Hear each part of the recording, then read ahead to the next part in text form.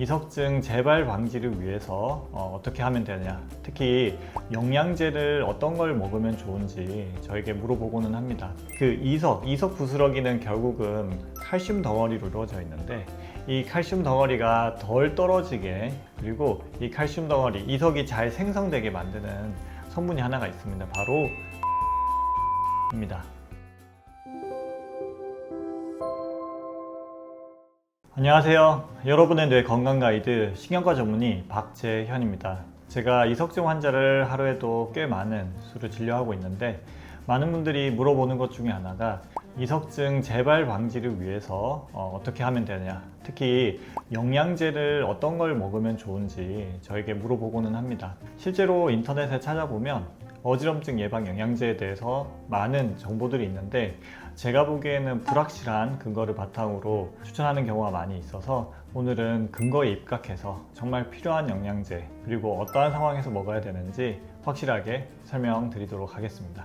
먼저 이석증이 어떤 병인지 또 간단히 설명을 드릴게요. 여기 귀 안쪽에는 보면 이런 전정기관, 여기 생기는 문제가 이석증입니다. 여기 전정기관 중에서 이쪽 안쪽에 이석기관이 있고, 털 위에 칼슘 덩어리 이석이 얹어져 있죠. 요 가운데 있는 이석기관에 있는 이석이 떨어져 나와서 여기 이석이 보이시나요? 후방고리관이나 옆에 수평방고리관, 이런 곳으로 이런 이석이 굴러 들어가는 병이 바로 이석증입니다.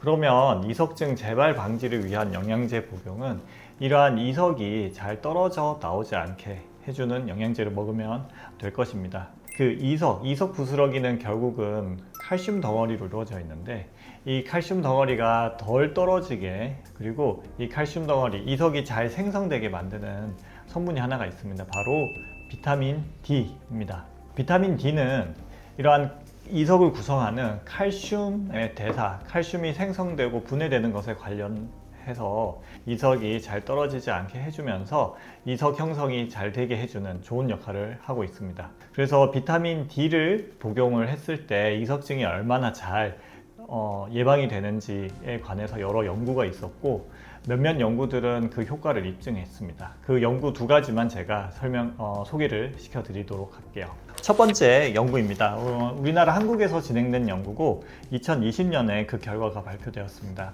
이석증 환자들을 모아서 비타민 D를 복용시킨 환자들, 복용하지 않은 환자들로 나누었습니다.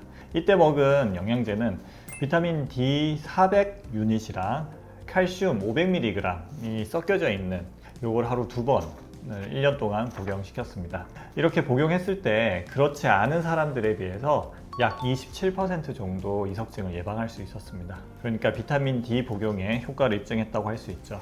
이 연구에서 또 다른 중요한 점은 모든 사람한테 복용시킨 게 아니라 비타민 D가 부족한 사람, 혈중 비타민 D 농도가 30 나노그램 per 밀리리터 이하면 약간 부족한 것을 이야기하고요, 20 나노그램 이하면 확실하게 부족한 것을 얘기합니다. 이 연구에서는 20 나노그램 이하로 확실하게 비타민 D가 부족한 사람에게서 비타민 D 400유닛을 매일 2번 먹었을 때 예방 효과가 있다고 입증을 하였고요. 두 번째 연구는 이탈리아에서 연구했고 2022년도에 발표한 연구입니다. 여기서는 이제 비타민 D 그리고 항산화 효과를 가지는 비타민 B랑 또 알파 리포산 등의 항산화제가 섞여 있는 영양제를 하루에 한 번 복용시켰고요. 비타민 D가 부족한 사람과 그렇지 않은 사람을 나눠서 연구를 진행을 했습니다. 이 연구에서는 비타민 D가 부족하지 않은 충분한 사람에서는 이석증 예방 효과가 없었고요. 비타민 D가 30 이하로 부족한 사람에서는 약 2배 정도 이석증 재발을 방지하는 효과가 있었습니다. 즉, 두 가지 연구를 통해서 D의 보충이 이석증 재발 방지, 예방에 도움은 되는 건 사실이나, 비타민 D가 충분한 사람은 굳이 비타민 D 영양제를 따로 먹을 필요는 없고, 비타민 D 수치가 30 이하로 약간 혹은 20 이하로 확실하게 부족한 경우에는 예방 효과를 가진다라는 것을 우리가 알 수 있습니다. 실제로 저도 마찬가지로 모든 사람 이석증이 있다고 해서 다 비타민 D 보충을 시키진 않습니다. 재발이 잦은 환자는 꼭 피검사를 해서 비타민 D가 부족하면 비타민 D 보충을 시키고요. 한 번 있었던 사람은 굳이 보충을 시키진 않고 햇빛 많이 보는 것으로 대체를 하곤 합니다. 하지만 비타민 D를 우리가 일반 영양제에도 많이 있어서 복용하는 것은 어떠냐라고 물어보시면 그것은 찬성을 하는 편입니다. 실제로 우리나라 사람들 피검사를 한 연구 결과를 보면 비타민 D가 20 나노그램 이하로 확실하게 부족한 사람이 남성은 45%, 여성은 60%, 그리고 비타민 D가 30 이하로 약간 부족한 사람은 남성은 82%, 여성은 87%로 거의 대부분이 비타민 D가 약간이라도 부족한 것으로 나옵니다. 그래서 비타민 D는 거의 반, 우리나라 사람의 반 혹은 3분의 2에서 부족하다고 생각할 수 있기 때문에 이석증이 있을 때 비타민 D 영양제를 굳이 피검사하지 않고 먹는 것은 나쁘지 않은 선택이 될 수 있다고 생각을 합니다. 하지만 저 같은 경우는 이제 어지럼증 전문 클리닉을 운영하다 보니까 주먹구구식으로 하진 않고 실제로 비타민 D 검사를 해서 부족한 경우에 비타민 D를 적극적으로 보충하는 것을 처방하는 편이죠. 그러면 비타민 D를 어떻게 보충하면 좋으냐, 이 방법도 궁금하실 거예요. 먹는 약을 병원에서 처방받아 먹을지, 일반 영양제를 먹을지, 비타민 D 전용 영양제를 먹을지, 아니면 주사를 맞을지, 여기에 대해서도 간단하게 설명을 드리도록 할게요. 우리나라 많은 가이드라인 상에서, 그리고 여러 이제 연구상에서 비타민 D 보충은 하루에 약 400에서 한 800, 주로는 800 유닛을 권유합니다. 제가 조사를 해보니까 비타민 D 단독으로 있는 전용 영양제들을 시중에서 파는데, 그런 영양제 같은 경우에는 비타민 D가 한 2000에서 많게는 4000 유닛 정도까지 함유되어 있습니다. 제가 보기에 이거는 굳이 싶을 정도로 약간 높은 편이긴 하고, 이제 종합 비타민 혹은 칼슘과 섞여 있는 영양제에서 비타민 D는 약 100에서 400 유닛 정도까지 좀 다양하게 있었습니다. 마지막으로 주사 같은 경우에는 저희 병원에서 하는 거는 보통 20만 유닛을 주사를 하는데, 이거를 3개월 간격으로 주사를 합니다. 20만 유닛을 3개월 90일로 나눠보면 하루에 약 2200 유닛이 나오게 됩니다. 그래서 하루 2000짜리 먹는 약이랑 비슷한 용량이라고 할 수 있고, 그래서 이석증 재발이 2번, 3번 좀 잦은 경우에 피검사를 했을 때 비타민 D가 20 나노그램 이하로 확실하게 부족한 경우에는 비타민 D를 800이나 그 이상의 고용량으로 보충을 하는 것을 추천드립니다.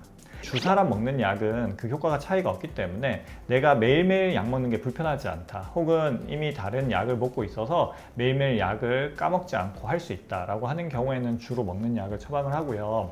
매일매일 약 먹는 거 불편하다, 다른 약 먹는 것도 없다 하는 경우에는 3개월에 한 번 정도 근육 주사로 맞는데 비타민 D 주사 맞는 것을 권유드리고, 약 6개월에서 1년 정도, 주로는 1년 정도 보충을 하는 것을 권유드립니다. 근데 비타민 D가 그렇게 많이 부족하지 않고, 예를 들어서 한 20에서 30 사이다, 그리고 이석증이 뭐 그렇게 자주 있었던 건 아니고 한 번 내지 2번 정도만 있었다라고 하는 경우에는 굳이 비타민 D 고용량 보충을 할 필요 없이 일반적인 종합 비타민 B와 섞인 종합 비타민제를 먹는 것만 해도 충분할 것 같습니다.